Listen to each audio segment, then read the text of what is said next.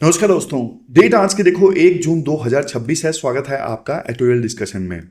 आज देखो मैं ट्रैवल कर रहा था तो आपका जो पुराना फॉर्मेट है उसी में हम डिस्कस कर रहे हैं, क्योंकि आज तो वो डिजिटल टीवी वगैरह कुछ अवेलेबल ही नहीं है। लैपटॉप से आज डिस्कस करना पड़ रहा है।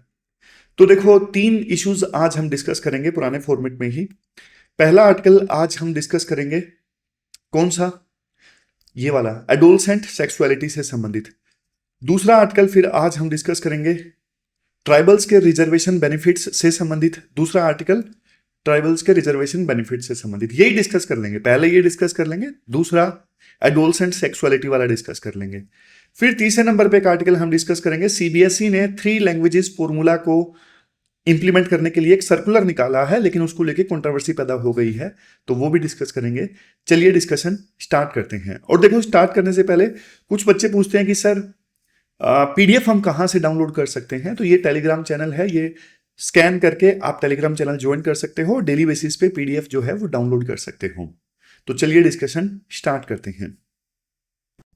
हमारी आज की डिस्कशन में फर्स्ट इंपोर्टेंट आर्टिकल ट्राइबल के रिजर्वेशन बेनिफिट्स से संबंधित है। अपना सिलेबस में जीएस पेपर सेकंड के इस टॉपिक से आर्टिकल को रिलेट कर सकते हो। देखो, हम डिस्कशन स्टार्ट करें इस आर्टिकल की, उससे पहले कुछ टर्म्स का मतलब आपको बता देता हूं। सबसे पहले है डी लिस्टिंग।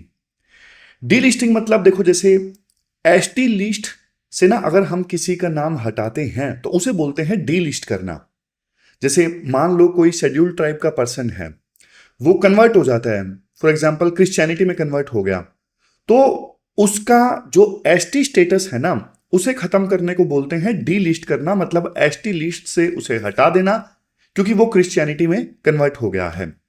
संविधान का आर्टिकल 342, ये जो आर्टिकल है ना, ये प्रेसिडेंट को पावर देता है कि वो एसटीज की जो लिस्ट है ना, कौन कौन सी कम्युनिटीज एसटीज में आती हैं, उस लिस्ट को नोटिफाई करे। हालांकि देखो, पार्लियामेंट जो है वो उस लिस्ट को अमेंड कर सकता है। समझ गए? प्रेसिडेंट नोटिफाई कर सकता है, लेकिन पार्लियामेंट के पास में पावर है कि प्रेसिडेंट ने जो लिस्ट नोटिफाई की है उसे अमेंड कर दिया जाए। फिर नेक्स्ट है कॉन्स्टिट्यूशन ऑर्डर्स 1950। देखो, जब देश आजाद हुआ था ना, तो आजादी के बाद में सबसे पहली जो लिस्ट नोटिफाई हुई थी ना एससीज की और एसटीज की, उसे बोलते हैं कॉन्स्टिट्यूशनल एसटी ऑर्डर 1950। समझ गए? ये देखो वो ऑर्डर है जिसने आजादी के बाद पहली एसटी लिस्ट बनाई। फिर नेक्स्ट क्या है, नेक्स्ट देखो, ये याद रखना, माइनॉरिटी वेलफेयर स्कीम्स। देखो, ये वो स्कीम्स हैं जो स्पेसिफिकली ना रिलीजियस माइनॉरिटीज के लिए होती हैं, उनकी वेलफेयर के लिए होती हैं। जैसे मुस्लिम्स की वेलफेयर के लिए, क्रिश्चियंस की वेलफेयर के लिए। तो सरकार काफी सारी बेनिफिट्स देती हैं इन माइनॉरिटी वेलफेयर स्कीम्स में। तो ये कुछ टर्म्स का मतलब आपको पता होना चाहिए। अब मैं आपको कंटेक्स्ट देता हूं कि क्यों ये आर्टिकल हम डिस्कस कर रहे हैं। देखो, पिछले संडे की बात है, पिछले संडे की बात है, और बहुत सारे जो ट्राइबल लोग हैं ना, करीब अलग अलग 500 ट्राइब के लोग थे, वो इकट्ठा होके दिल्ली आ गए। और उनकी एक ही डिमांड थी। डिमांड क्या थी कि संविधान का जो आर्टिकल 342 है ना, इसको अमेंड किया जाए। क्या अमेंडमेंट की जाए, राइटर एग्जाम्पल देके बताते हैं। आप ना एज्यूम कीजिए गांव है, वहां पे देखो दो ट्राइबल दोस्त रहते हैं, ए और बी। अब ए जो है वो देखो, वो पूरी तरह से अपने ट्राइबल नॉर्म्स को फॉलो करता है, ट्राइबल कस्टम्स को फॉलो करता है। लेकिन दूसरा जो दोस्त है ना बी, उसने भाई क्रिश्चियनिटी को अपना लिया है, वो क्रिश्चियन बन गया है। लेकिन ए अभी भी ट्राइबल है, वो ट्राइबल कस्टम्स को फॉलो करता है। लेकिन देखो, जैसे ही बी कन्वर्ट हुआ ना क्रिश्चियनिटी में, उसको भाई फिर माइनॉरिटी वेलफेयर स्कीम्स का भी लाभ मिलना स्टार्ट हो गया, क्योंकि अब वो क्रिश्चियन बन गया। और जो क्रिश्चियंस हैं हमारे देश में माइनॉरिटीज हैं, तो माइनॉरिटीज के लिए जो स्कीम्स हैं उनका लाभ भी बी को मिलना स्टार्ट हो गया। अब यहां पे दो लोग हैं, एक तरफ ए है जो अभी भी ट्राइबल है, ट्राइबल कस्टम्स को फॉलो कर रहा है, सब कुछ ट्राइब जो करते हैं वही कर रहा है। जबकि बी जो है वो अब क्रिश्चियन बन गया है, वो ट्राइबल नॉर्म्स को फॉलो नहीं करता है, लेकिन उसको एसटी स्टेटस का भी लाभ मिल रहा है और उसको माइनॉरिटी स्टेटस का भी लाभ मिल रहा है। तो ऐसी सिचुएशन में आप बोलोगे ना कि सर, कायदे से बी जब क्रिश्चियनिटी में कन्वर्ट हो गया, क्रिश्चियन बन गया, तो फिर उससे उसका जो एसटी स्टेटस है वो छिन जाना चाहिए। फिर उसको माइनॉरिटी वेलफेयर स्कीम्स का लाभ मिलना चाहिए, फिर वो एसटी में नहीं आना चाहिए। यही मांग कर रहे थे अलग अलग 500 ट्राइब्स के लोग कि अगर कोई अपना धर्म बदल देता है ना, तो भाई उसको ना फिर एसटी कम्युनिटी से डी लिस्ट कर दिया जाए, उसको फिर एसटी स्टेटस का लाभ नहीं मिलना चाहिए। इसी के लिए 500 ट्राइब के अलग अलग लोग जो थे वो दिल्ली में इकट्ठा हुए थे। देखो, और ये क्यों जरूरी है जानते हो? ये जरूरी इसलिए है क्योंकि भाई हमारे देश में रिसोर्सेज तो लिमिटेड हैं। अगर कन्वर्ट हुए लोग भी मान लो रिजर्वेशन का लाभ उठाएंगे, तो एक्चुअल में जो अभी ट्राइबल हैं जिनको एसटी स्टेटस का लाभ मिलना चाहिए, उनको तो लाभ मिलेगा ही नहीं। ये दिक्कत है। 1960s की बात है। 1960s में ना एक महान ट्राइबल लीडर थे, कार्तिक ओरायन। कार्तिक जो लीडर थे ना, ये काफी बढ़िया ट्राइबल लीडर थे। अब कांग्रेस के एमपी थे, इंदिरा गांधी की सरकार में ये मंत्री भी थे। इन्होंने ना काफी एक डीप स्टडी की, इन्होंने एक रिपोर्ट बनाई। उस रिपोर्ट का डेटा जो है वो आज भी रेलेवेंट है। तो कार्तिक जी ने ये बताया कि भाई जो एसटीज में कन्वर्ट्स है ना, उनकी पॉपुलेशन 10% है। मान लो 100 लोग टोटल शेड्यूल ट्राइब के हैं, उसमें से 10 जो हैं वो अब कन्वर्ट हो गए हैं अलग अलग धर्मों में। लेकिन कार्तिक जी ने यह बताया कि भाई रिजर्वेशन का लाभ लेने की बात आती है ना, तो ये जो 10 लोग कन्वर्ट हुए हैं ना, ये 70% रिजर्वेशन का लाभ ले जाते हैं। समझ गए? यानी कन्वर्टीज एसटी में सिर्फ 10% है, लेकिन वो 10% जो कन्वर्टीज है ना, वो 70% रिजर्वेशन का बेनिफिट ले जाते हैं। और बाकी 90% जो ट्रेडिशनल ट्राइबल्स हैं ना, जो आज भी ट्राइबल्स हैं जो कन्वर्ट नहीं हुए, उन्हें टोटल रिजर्वेशन का सिर्फ 10% फायदा ही पहुंच पाता है। यानी 100 में से मान लो 100 जॉब्स रिजर्व्ड हैं ट्राइबल्स के लिए, तो सिर्फ 10 लोग ही इन 10 जॉब्स ही इनको 90% ट्राइबल्स को मिल पाती है। बाकी 10% जो कन्वर्टीज है ना, वो रिजर्व्ड हुई 90 जॉब्स ले जाते हैं। समझ गए? तो ये दिक्कत है। अब डेटा इसलिए इंपॉर्टेंट है क्योंकि आज के समय में जो कन्वर्टी ट्राइबल है ना, उनकी संख्या बढ़ के 20% हो गई है। पहले 10% थे वो ट्राइबल्स जो कन्वर्ट हो चुके हैं अलग अलग धर्मों में, आज इनकी संख्या 20% हो गई है। लेकिन वो रेलेवेंस आज भी बरकरार है कि ये 20% जो कन्वर्टीज हैं ये ज्यादातर रिजर्वेशन का लाभ ले जाते हैं, और वास्तव में जो आज भी ट्राइबल हैं उन्हें रिजर्वेशन का लाभ नहीं मिल पाता है। और दूसरी चीज डबल डिपिंग। डबल डिपिंग मैंने बताया ना, जो कन्वर्टीज हैं फिर वो माइनॉरिटीज के लिए जो स्कीम्स हैं उनका लाभ भी उठा लेते हैं, तो उन्हें डबल फायदा हो जाता है। जो वास्तव में ट्राइबल्स हैं उनको कुछ फायदा नहीं होता, उन्हें रिजर्वेशन का लाभ भी नहीं मिल पाता। अब राइटर कहते हैं थोड़ा सा हम पीछे चलते हैं 1950 में। देखो, आजादी के तुरंत बाद ना 1950 की बात है, उस समय संविधान बन चुका था। तो 2 लिस्ट बनाई गई, एक एससीज के लिए कॉन्स्टिट्यूशनल एससी ऑर्डर 1950 और एक एसटी के लिए कॉन्स्टिट्यूशन एसटी ऑर्डर 1950। समझ गए? 2 लिस्ट बनाई गई थी। लेकिन ना एसटी की लिस्ट में ना एक लूप होल रह गया। लूप होल क्या रह गया भाई? कॉन्स्टिट्यूशन एससी ऑर्डर 1950 जो था ना, जो एससीज के लिए लिस्ट बनाई गई थी, उसके पैराग्राफ 3 में ना एक बात बोली गई कि भाई एससी स्टेटस जो है वो सिर्फ हिंदुइज्म प्रोफेस करने वाले लोगों को मिलेगा। मतलब जो हिंदुइज्म प्रोफेस करते हैं ना, हिंदुइज्म मानते हैं, सिर्फ उनको एससी स्टेटस का लाभ मिलेगा, बाकियों को नहीं। और तर्क ये दिया गया था कि भाई एससी कम्युनिटी हिंदुइज्म में ही तो आती है, मतलब दूसरे धर्मों की थोड़ी ना है एससी कम्युनिटी। तो इसलिए जो हिंदुइज्म प्रोफेस करते हैं इसलिए उनको एससी का लाभ मिलेगा। बाद में इसमें हिंदुइज्म के अलावा बुद्धिज्म और जो सिख हैं वो भी ऐड कर दिया गया था। बुद्धिज्म को ऐड किया गया था 1950 में, और सिख इनको ऐड किया गया था 1990 में कि हाँ भाई जो बुद्धिज्म और सिखिज्म प्रोफेस करते हैं हिंदुइज्म के अलावा, इनको भी एससी स्टेटस का लाभ मिलेगा। लेकिन अगर कोई एससी मान लो क्रिश्चियनिटी में कन्वर्ट हो जाता है तो उसे फिर एससी का लाभ नहीं मिलेगा। लेकिन ये चीज ना एसटी के लिए नहीं लिखी गई, तो इसे ही राइटर बोलते हैं कॉन्स्टिट्यूशनल एनोमली। मतलब आपने कॉन्स्टिट्यूशन एससी ऑर्डर में तो ये बात लिख दी, लेकिन कॉन्स्टिट्यूशन एसटी ऑर्डर में ये बात आपने नहीं लिखी। यहां पे कॉन्स्टिट्यूशन एसटी ऑर्डर में रिलीजन का कोई मेंशन नहीं था, ये वेग रह गया। एक एडवाइजरी कमेटी जरूर बनी थी 1950 में, और एडवाइजरी कमेटी ने ना उस समय सिर्फ इतना कहा था, एसटी यानी शेड्यूल ट्राइब के लोग वो हैं जो ट्राइबल लाइफ जीते हैं, और रिलीजन की कोई बात नहीं बोली थी 1950 की इस एडवाइजरी कमेटी ने। तो इसी वेगनेस ने सारी प्रॉब्लम्स क्रिएट कर दी, कि हाँ भाई कोई कन्वर्ट भी हो जाता है तो उसका एसटी स्टेटस जाएगा या नहीं जाएगा। तो अब क्वेश्चन ये उठता है कि एसटी आखिरकार हैं कौन। तो ना justice P B Lokur committee गठित हुई थी 1965-66 में। इन्होंने ये डिफाइन किया था कि एसटी कौन है। अब ये चीज यूपीएससी डायरेक्टली पूछ सकती है कि लोकुर कमेटी कौन है। जैसे इस बार भी इकोनॉमी में काफी सारी कमेटीज यूपीएससी ने पूछी थी, मल्होत्रा कमेटी, ये सब। तो ये कमेटीज यूपीएससी पूछ सकती है।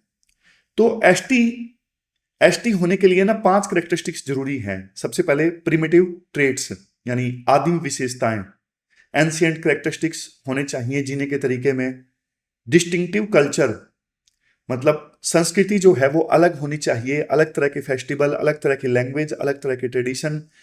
ज्योग्राफिकल आइसोलेशन में वो रहते हों, फॉरेस्ट में, हिल्स में, रिमोट एरियाज में। साइनेस ऑफ कॉन्टैक्ट मतलब आम लोगों से मिलने में झिझक हो उनके अंदर। बैकवर्डनेस मतलब पिछड़ापन, एजुकेशन में पिछड़ापन, इकोनॉमी में पिछड़ापन, सोशल डेवलपमेंट में पिछड़ापन। तो ये करेक्टरिस्टिक्स हैं अगर पहचानना है कि कोई ट्राइबल है या नहीं है। और ये करेक्टरिस्टिक्स डिफाइन किए थे पीबी लोकुर कमेटी ने। और यहां पे सुप्रीम कोर्ट क्या कहता है, देखो एससी के मामले में तो सुप्रीम कोर्ट ने चीजें क्लियर कर दी हैं। अगर कोई एससी पर्सन कन्वर्ट होता है तो कन्वर्ट होने के बाद में अगर वो मान लो कन्वर्ट हो गया है हिंदुइज्म, बुद्धिज्म और सिखिज्म को छोड़ के किसी दूसरे धर्म में कन्वर्ट हो गया है तो उसका एससी स्टेटस जो है वो चला जाएगा। ये सुप्रीम कोर्ट ने क्लैरिफाई कर दिया है। समझ गए? ये सुप्रीम कोर्ट ने कौन सी जजमेंट में क्लैरिफाई किया? थोड़े दिन पहले हमने डिस्कस भी किया था। कमेंट बॉक्स में आप बताना हाल फिलहाल में कौन सी जजमेंट आई थी जिसमें सुप्रीम कोर्ट ने क्लैरिफाई किया था। लेकिन देखो एसटी के मामले में सुप्रीम कोर्ट ने अभी इस पे कुछ नहीं बोला है। समझ गए? एक चीज जरूर बोली थी सुप्रीम कोर्ट ने 2004 में एसटीज के मामले में। सुप्रीम कोर्ट ने यह बोला था कि भाई अगर कोई एसटी पर्सन दूसरे धर्म में कन्वर्ट हो जाता है ना तो उसका एसटी स्टेटस अपने आप खत्म नहीं होगा।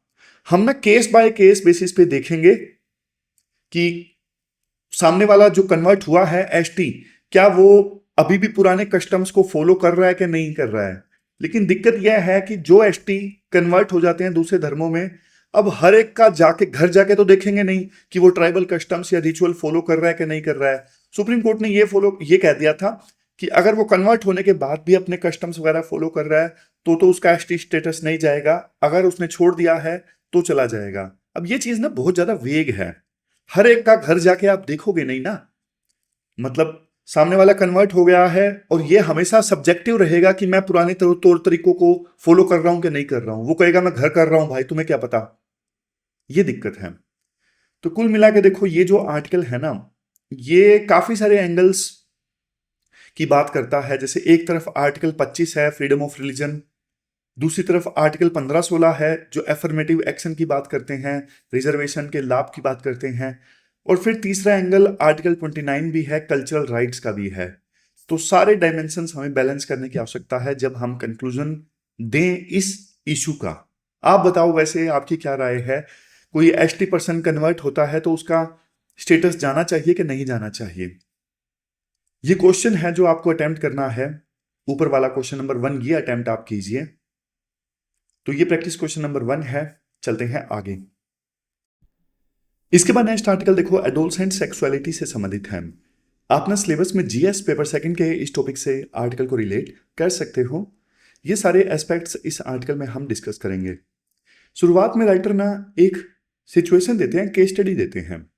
एक 15 साल की बच्ची है, अनमैरिड है। 2 बार उसने ना आत्महत्या का प्रयास किया। क्यों किया? क्योंकि देखो वो प्रेग्नेंट है सिर्फ 15 साल की उम्र में। और ये प्रेगनेंसी तब पता चली जब उसकी मां ने ना उस बच्ची के पेट में ना एक असामान्य तरीके से एक हैवीनेस महसूस की। तब पता लगी कि वो 15 साल की बच्ची प्रेग्नेंट है। लेकिन देखो तब तक देर हो चुकी थी और प्रेगनेंसी हो गई थी 28 वीक्स की। तो मामला कोर्ट में गया।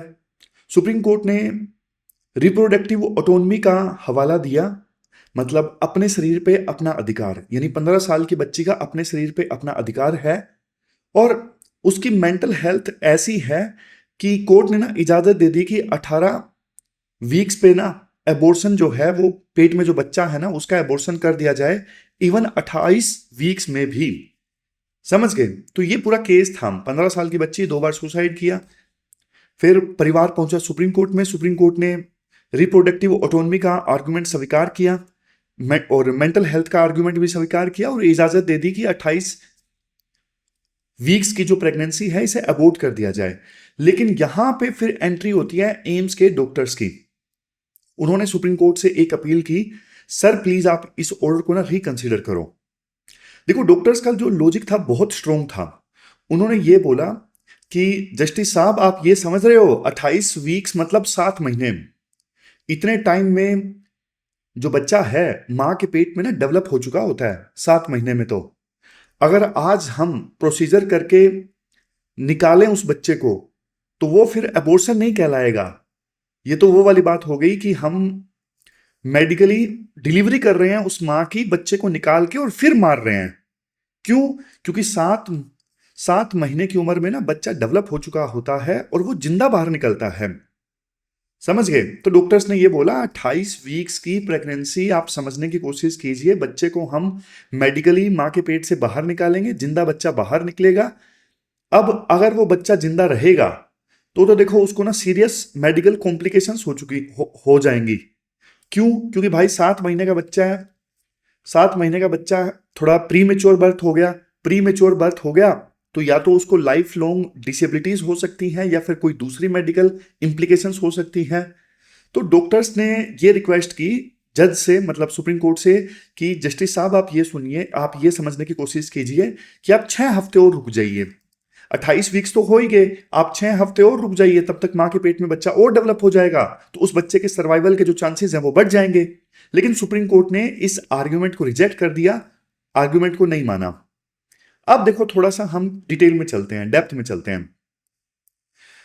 देखो, नॉन वायबल फीटस कौन सा होता है, आप ध्यान से कंसेप्ट समझिएगा। नॉन वायबल फीटस वो होता है, मतलब जब बच्चे को ना मां की गर्भ से बाहर निकाला जाए और वो बाहर जीवित ना रह सके, तो वो होता है नॉन वायबल फीटस। कि वो मां के पेट से बाहर निकलेगा तो जिंदा नहीं रहेगा। यूजली देखो 20 से लेके 24 हफ्तों से पहले अगर बच्चा मां के पेट से बाहर आता है ना तो फिर वो जीवित नहीं रहेगा। तो ऐसी सिचुएशन में बच्चा बाहर भी आ जाता है ना तो पता है वो जीवित नहीं रहेगा, तो डॉक्टर्स की ड्यूटी ना सिर्फ मदर्स के प्रति होती है, क्योंकि जो फीटस है, जो बच्चा है, वो तो वायबल है ही नहीं, वो तो जिंदा ही नहीं बचेगा अगर बाहर आ गया तो डॉक्टर्स की ड्यूटी होती है सिर्फ मदर के प्रति। लेकिन एक टर्म होती है वायबल फीटस। वायबल फीटस मतलब वो बच्चा जो मां के पेट से बाहर आने पे ना जिंदा रह सकता है। जैसे इस केस में 28 वीक्स की प्रेगनेंसी हो गई। अब इस केस में बच्चा मां के पेट से बाहर आएगा ना तो जिंदा रह सकता है। समझ गए? तो इस केस में ना डॉक्टर्स की जिम्मेदारी ना सिर्फ मदर के प्रति है बल्कि बच्चे के प्रति भी है, क्योंकि बच्चा जब मां के पेट से बाहर आएगा वो जिंदा रह सकता है। तो भाई डॉक्टर्स की जिम्मेदारी अब दोनों के प्रति है। समझ गए? पॉइंट समझ गए ना? जब फीटस वायबल होता है तो गेम चेंज हो जाता है और डॉक्टर की ड्यूटी सिर्फ उस मां तक सीमित नहीं रहती, डॉक्टर की ड्यूटी उस पैदा होने वाले बच्चे के लिए भी बन जाती है। लेकिन आप बोलोगे सर सुप्रीम कोर्ट ने तो बोल दिया ना डॉक्टर्स को, सुप्रीम कोर्ट ने बोल दिया कि आप एबॉर्शन कर दीजिए, यानी डॉक्टर के ऊपर कोई केस थोड़ी ना होगा। यार बात यहां पे ना सिर्फ लीगल एक्शन की नहीं है, बात यहां पे मोरल एक्शन की भी तो है, एथिकल बर्डन की भी तो है। डॉक्टर जिंदा बच्चे को निकाल के उसे मार रहा है मान लो, तो उसकी आत्मा तो नहीं मानेगी ना, आत्मा तो गवारा नहीं देगी। हमें ये जो इशू है ना इसे एक्नॉलेज करना चाहिए कि डॉक्टर्स आसानी से नहीं करेंगे। अब आप एक और रूट काज देखिए इस पूरी प्रॉब्लम का, कि बात यहां तक पहुंची कैसे। यहां पे देखो समाज और जो कानून है ना उसकी हिपोक्रेसी भी दिखती है। रियलिटी में क्या था, वो 15 साल की बच्ची कैसे प्रेग्नेंट हुई, उसने ना 17 साल के एक लड़के के साथ में सेक्सुअल इंटरकोर्स किया, और जो रिलेशनशिप थी वो कंसेंट पे आधारित थी, दोनों ने अपनी मर्जी से ऐसा किया। समझ रहे हो? तो डी फैक्टो रिलेशनशिप थी, मतलब दोनों की मर्जी थी, किसी ने फोर्स नहीं किया, किसी ने कोर्जन नहीं किया। पर यहां पे देखो हमारा स्टेट फेल हो रहा है, हमारा कानून फेल हो रहा है। कैसे? 3 तरीकों से। सबसे पहली चीज आप देखिए medical termination of pregnancy act 1971, जिसे बाद में 2021 में अमेंड कर दिया गया। अब ये जो एक्ट है ना, ये बोलता है नॉर्मल केसेस में प्रेगनेंसी अबॉर्ट की जा सकती है 20 हफ्तों तक। 20 हफ्तों की प्रेगनेंसी है तो अबॉर्ट की जा सकती है। लेकिन मान लो एक्सेप्शनल सर्कमस्टांसिस है, जैसे कोई रेप सर्वाइवर है या फिर माइनर है, तो उस केस में एक्सेप्शन दे दी जाती है और 24 वीक्स तक भी प्रेगनेंसी अबॉर्ट की जा सकती है, अबॉर्शन हो सकता है। ये बोलता है एमटीपी एक्ट। लेकिन भाई इस केस में, प्रेजेंट केस में, तो 28 हफ्तों की प्रेगनेंसी को अबॉर्ट करने के लिए बोल दिया सुप्रीम कोर्ट ने। समझ रहे हो? तो ये चीज छूटी हुई है हमारे कानून से। अब या तो एमटीपी एक्ट है तो सुप्रीम कोर्ट को इसी एक्ट पे रिलाई करना चाहिए और अलग से जजमेंट नहीं देनी चाहिए, लेकिन सुप्रीम कोर्ट ने एक्ट के परे जाके जजमेंट दे दी। अब दूसरी चीज है पोक्सो एक्ट में खामियां। पोक्सो एक्ट क्या है? पोक्सो है protection of children from sexual offence. बच्चों को सेक्सुअल ऑफेंसेस से बचाने के लिए एक्ट है, 2012 में आया था। इसके मुताबिक कंसेंट की जो एज है वो 18 साल है। 18 साल से पहले अगर मर्जी से भी सेक्सुअल इंटरकोर्स किया जाता है, सेक्स किया जाता है, तो वो कंसेंट में काउंट ही नहीं होगा और वो रेप माना जाएगा, वो माना जाएगा स्टैट्यूटरी रेप। अब इस केस में लड़के की उम्र कितनी थी? 17 साल, और बच्चे की उम्र कितनी? 15 साल। बेशक कंसेंट थी, बेशक मर्जी से सेक्स किया, लेकिन देखो वो कंसेंट काउंट नहीं होगा और लड़के के खिलाफ पोक्सो का केस दर्ज होगा। तो ये ब्लैंकेट क्रिमिनलाइजेशन है, सबको हम एक ही डंडे से हाँक रहे हैं। अब डेटा ये कहता है कि भाई ये पोक्सो के केसेस जो कोर्ट में जाते हैं ना, 10-15% केसेस ना टीनेज लव वाले होते हैं। समझ गए? यानी लड़का लड़की एज 18 से कम, प्यार में पड़े, सेक्सुअल इंटरकोर्स किया, लेकिन जिंदगी बर्बाद, अब कोर्ट में गुजरेगी जिंदगी। ये वो वाले केस बन जाते हैं फिर। अब इसके बाद राइटर कहते हैं देखो हमारी जो सोसाइटी है ना, वो क्या करती है, चीजों को छुपाती है, सीधा मना कर देती है कि सेक्स मत करो, तुम्हारी उम्र नहीं है। इसे बोलते हैं एब्स्टिनेंस ओनली पॉलिसी, सिर्फ मना करो। अब देखो यूएस की स्टडीज ना साफ बताती हैं कि आप ना सिर्फ एब्स्टिनेंस के लिए बोलोगे, सिर्फ मना करने के लिए बोलोगे तो बच्चे नहीं मानते हैं, बच्चे रुकते नहीं है। हमारा एटीट्यूड कैसा है?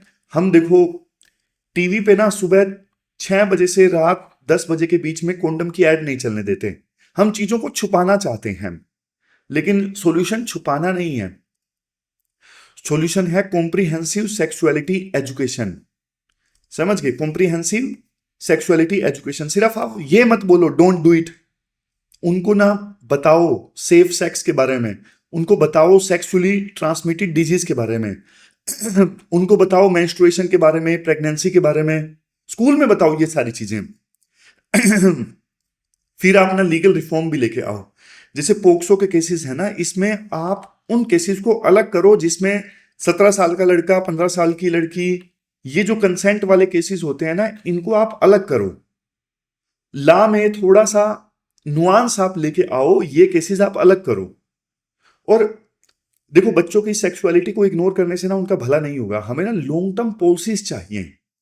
हमें चीजें छुपाने से, चीजें अगर छुपाएंगे, उन पे डिस्कशन नहीं करेंगे, तो बच्चों को बल्कि नुकसान ज्यादा होगा। तो ये पूरा आर्टिकल हमने डिस्कस किया, और ये कीवर्ड्स हैं जो आप यूज कर सकते हो आंसर्स में: reproductive autonomy, ethical burden, blanket criminalisation. समझ गए? और ये प्रैक्टिस क्वेश्चन है जो आपको अटेम्प्ट करना है। आज का प्रैक्टिस क्वेश्चन नंबर 2 है। अब चलते हैं आगे। इसके बाद नेक्स्ट आर्टिकल देखो, 3 लैंग्वेज इंपोजिशन से संबंधित है। आप ना सिलेबस में जीएस पेपर 2 के इस टॉपिक से आर्टिकल को रिलेट कर सकते हो। ये सारे एस्पेक्ट्स हम आज के आर्टिकल में डिस्कस करेंगे। सबसे पहले हुआ क्या है, देखो 15 मई 2026 को ना सीबीएसई ने एक सर्कुलर इशू किया कि क्लास 9th के लिए ना 1 जुलाई 2026 से क्लास 9th के लिए 3 लैंग्वेजेस जो हैं वो मैंडेटरी हैं। 1 जुलाई 2026 से ये इंप्लीमेंट हो जाएगा। लेकिन 27 मई 2026 को ना मामला पहुंच गया सुप्रीम कोर्ट में। सुप्रीम कोर्ट ने स्टे तो लगाने से मना कर दिया, लेकिन सुप्रीम कोर्ट ने ना सीबीएसई से, सरकार से और एनसीईआरटी से ना कॉम्प्रिहेंसिव रिपोर्ट मांग ली कि भाई बताओ टीचर्स भी हैं या नहीं है 3 लैंग्वेजेस सिखाने के लिए, लॉजिस्टिक्स की रिपोर्ट दो मुझे। तो ये सुप्रीम कोर्ट ने मांग लिया है सरकार से, सीबीएसई से और एनसीईआरटी से। अगली जो सुनवाई होगी वो 15-16 जुलाई 2026 को होगी। राइटर बोलते हैं कि देखो सीबीएसई का तो ये कहना है कि हमने 15 मई 2026 को जो ये सर्कुलर इशू किया है ना कि 9th क्लास के लिए 3 लैंग्वेजेस मैंडेटरी, ये भाई नेशनल एजुकेशन पॉलिसी 2020 और नेशनल करिकुलम फ्रेमवर्क 2023 के हिसाब से है, हमने कोई अलग चीज नहीं की है। और सीबीएसई ने ये बोला कि 2 जो लैंग्वेजेस होंगे ना 3 लैंग्वेजेस में से, मान लो 3 लैंग्वेजेस हैं एबीसी, पहली जो 2 लैंग्वेज होनी चाहिए वो इंडियन लैंग्वेज होनी चाहिए, 8वें शेड्यूल में दी हुई होनी चाहिए, और तीसरी लैंग्वेज हो फॉरेन लैंग्वेज, जैसे फ्रेंच है या जर्मन है, वो तीसरी लैंग्वेज तभी फॉरेन लैंग्वेज चूज की जा सकती है जब पहली 2 लैंग्वेजेस जो हैं वो नेटिव इंडियन हैं। और मर्जी है जो फॉरेन लैंग्वेज है उसको as a optional 4th subject के तौर पे भी माना जा सकता है। और एक छूट ये दे दी सीबीएसई ने कि भाई 10th क्लास में ना इस 3rd फॉरेन लैंग्वेज के ना एग्जाम नहीं होंगे, तीसरी लैंग्वेज के एग्जाम नहीं होंगे 10th क्लास में। हाँ, इंटरनल असेसमेंट जरूर होगा लेकिन बोर्ड का एग्जाम नहीं होगा 3rd लैंग्वेज का। लेकिन इंटरनल असेसमेंट में जो भी मार्क्स आए वो फाइनल मार्कशीट में लिखे जाएंगे। तो ये सीबीएसई का सर्कुलर है। अब आप पूछोगे सर ये नेशनल एजुकेशन पॉलिसी और नेशनल करिकुलम फ्रेमवर्क क्या है? भाई नेशनल एजुकेशन पॉलिसी 2020 ये कहती है हम बच्चे का ना होलिस्टिक डेवलपमेंट करवाएंगे और कोई भी जो लैंग्वेज है वो इंपोज नहीं की जाएगी। नेशनल एजुकेशन पॉलिसी तो सिर्फ एक विजन है, इसको इंप्लीमेंट करने के लिए क्लासरूम का syllabus, text book, teaching method वो सब दिया गया है नेशनल करिकुलम फ्रेमवर्क में। और देखो ये 3 लैंग्वेजेस का फॉर्मूला ना पुराना है, नया नहीं है। 1964 से लेकर 66 के बीच में कोठारी कमीशन ने ये फॉर्मूला रेकमेंड किया था और पहली बार 1968 में नेशनल एजुकेशन पॉलिसी ने ऑफिशियली इस फॉर्मूले को अडॉप्ट किया था। मकसद इस फॉर्मूले को अपनाने का ये था नॉर्थ और साउथ इंडिया में लैंग्वेजेस को लेके हार्मनी बनाना। नॉर्थ इंडियंस साउथ इंडियंस की लैंग्वेज सीखे, साउथ इंडियंस नॉर्थ इंडियंस की लैंग्वेज सीखे, ये इंश्योर करना। और सीबीएसई का ये कहना कि हमने नेशनल एजुकेशन पॉलिसी 2020 के हिसाब से ये सर्कुलर निकाला है। राइटर बोलते हैं नहीं, नेशनल एजुकेशन पॉलिसी 2020 तो साफ तौर पे बोलती है कि कोई लैंग्वेज इंपोज नहीं की जाएगी, लेकिन सीबीआई का जो सर्कुलर है वो लैंग्वेज इंपोज कर रहा है। तो 3 लैंग्वेजेस फॉर्मूला के खिलाफ ये आर्गुमेंट्स दिए जाते हैं। पहला तो देखो भाई ये पर्सनल चॉइस के अगेंस्ट है, आर्टिकल 19 के अगेंस्ट है। दूसरा ये आर्टिकल 29 और 30 यानी कल्चरल और माइनॉरिटीज के जो एजुकेशन राइट्स है ना उसके भी अगेंस्ट है। फिर ये नेशनल एजुकेशन पॉलिसी 2020 के अगेंस्ट है जो कि कहती है कोई लैंग्वेज इंपोज नहीं की जाएगी। फिर ये आर्गुमेंट थर्ड ये कहता है कि भाई सीबीएसई एक एग्जीक्यूटिव बॉडी है और नेशनल एजुकेशन पॉलिसी भी एग्जीक्यूटिव बॉडी की इंटेंशन है। तो बिना किसी एक्ट के, बिना किसी पार्लियामेंट से पास हुए एक्ट के ये सर्कुलर कैसे जारी किया जा सकता है? कोई लीगल बैकिंग तो होनी चाहिए ना, लीगल बैकिंग ही नहीं है। और सीबीएसई ने पहले ये बोला था कि हम ये चीज इंप्लीमेंट करना स्टार्ट करेंगे 2029-30 से, लेकिन अभी कर दिया सीबीएसई ने, जो कि एक प्रकार से धोखा है। और भाई क्लास 9th और 10th ऐसी क्लासेस हैं, फाउंडेशन ईयर्स हैं, बहुत लोड आता है बच्चे पे, उनको एक्स्ट्रा हार्डवर्क करना पड़ेगा, उनकी मेंटल हेल्थ खराब होगी। और 3 लैंग्वेजेस सिखाने के लिए भाई इतने सारे टीचर्स भी चाहिए। क्या इतने टीचर्स हैं रीजनल लैंग्वेजेस में? नहीं है। इवन टीचर्स तो छोड़िए, टेक्स्ट बुक्स और टीचिंग मटेरियल भी तैयार नहीं है। तो जल्दबाजी में ये जो फैसला है सीबीएसई के द्वारा लिया गया है। और देखो एक बच्चा ना एक लैंग्वेज अपनी मर्जी से चूज करता है तो वो इंपावर्ड होता है, लेकिन उसके ऊपर कोई लैंग्वेज जब इंपोज की जाती है ना तो फिर वो एलियनेटेड फील करता है। तो ये पूरा आर्टिकल हमने डिस्कस किया। ये क्वेश्चन आपको अटेम्प्ट करना है, 2024 में यूपीएससी ने पूछा था और आपको अटेम्प्ट करना है। ये कीवर्ड्स हैं जो आप यूज कर सकते हो मेंस के आंसर्स में: cultural battle ground, pedagogical flexibility, cooperative federalism. और ये क्वेश्चंस जहां आप आज के आर्टिकल के पॉइंट्स यूज कर सकते थे, 2020 में सीधा सीधा क्वेश्चन पूछा था, नेशनल एजुकेशन पॉलिसी 2020 से संबंधित 2016 में पूछा था। और ये प्रैक्टिस क्वेश्चन है जो आपको अटेम्प्ट करना है, आज का क्वेश्चन नंबर 3। तो ये थी हमारी आज की डिस्कशन। कल मिलते हैं फिर से एक नई डिस्कशन के साथ। तब तक आप अपना ध्यान रखिए, अच्छे से पढ़िए। Thank you very much for discussion.